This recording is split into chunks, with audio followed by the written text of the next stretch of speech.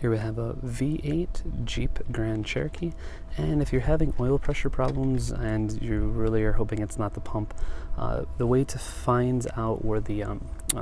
hopefully it's just the sensor there, but the location of the sensor is actually, so you've got the front of the engine here, top, this is the driver's side, so if you look down, you've got the power steering pump, the reservoir right here, and if you keep going down right above the oil filter, it is located right, you can see that, apologize for the light here, but you can see this harness here, that plugs into like a larger looking almost spark plug type bolt, almost like an O2 sensor, and a lot of times this connection will get extremely dirty being so close to the oil filter, and it will cause a short and let you know that your oil pressure is not where it should be or not even existing at all. So I would just clean up that connection. If that's still not the problem, I would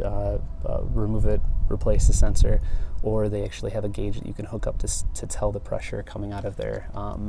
manually, like a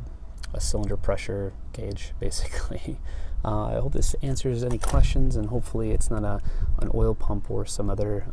larger failure. But if you have any questions, please post below. Thanks for watching, and good luck with your project, guys.